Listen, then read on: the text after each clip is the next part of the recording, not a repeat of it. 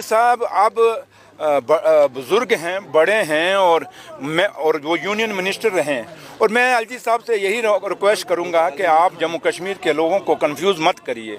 LG साहब को पता है कि हमारे हालात क्या हैं, हमें कितना प्ले फील्ड दिया जा रहा है खेलने के लिए, और LG साहब कितने, आपने यही नहीं देख लिया, अगर इसी फंक्शन में LG साहब आए होते तो यहाँ पूरी administration, DC, VC, chief secretary, वेक्ट्री सब यहाँ बैठे लाइन पे, बाहर उन्हें कुर्सी भी नहीं लेनी, बाहर रोड पे खड़े होते। तो क्या आपको कोई ऑफिसर दिखा?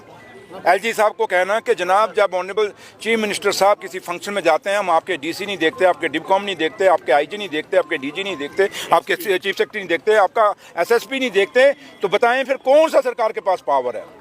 अगर ऑफिसर, क्या एक फाइल तो नहीं साइन करनी यहाँ, लेकिन एक प्रोटोकॉल है, कर्सी है, अगर वो कर्सी भी देने को राजी नहीं तो फिर आपको मैं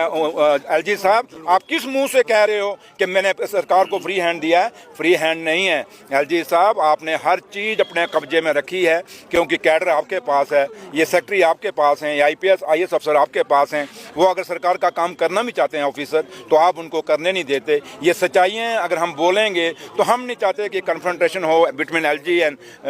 लोगों की चुनी हुई सरकार को, लेकिन LG साहब को मैं इतना ही रिक्वेस्ट कर सकता हूँ, अपील कर सकता हूँ कि LG साहब, आप एक तजुर्बेकार सियासतदान हैं, मानता हूँ, समझता हूँ, लेकिन ये आप जिस पोस्ट पे हैं वो एक सियासतदान की पोस्ट नहीं है, वो एक कॉन्स्टिट्यूशनल पोस्ट है, जहाँ आप लेफ्टिनेंट गवर्नर हैं, और लेफ्टिनेंट गवर्नर से जो भी स्टेटमेंट आए वो पॉलिटिकल नहीं होनी चाहिए, वो इंसाफ की आनी चाहिए। इसलिए इंसाफ बोलिए, और इंसाफ ये है, और मैंने भी आपको कह दिया है कि जब भी कभी LG साहब कहें, मैं तब आपको दाद दूंगा कि ये सवाल आप LG साहब से पूछ लें कि जनाब जब अगर आपका प्रोटोकॉल होता है तो ये पूरा रोड जाम हुआ होता तो आपके सामने क्या हालात थी? आधा घंटा पहले सड़कें बंद हो जाती हैं जब LG साहब की मूवमेंट होती हैं। इसलिए एक जम्मू कश्मीर के अंदर दो सरकारें तो चल रही हैं, लेकिन जम्मू कश्मीर के अंदर दो निज़ाम, दो पावरें, और एक फ़िरका परस्ती की हमारे साथ एक भेदभाव किया जा रहा है, जो भेदभाव कोई बात नहीं, कितना सताओगे, ना सता गरीब को, गरीब रो देगा, पता लगेगा उसके मालिक को तो तुझे कब्र से भी खोद के निकालेगा।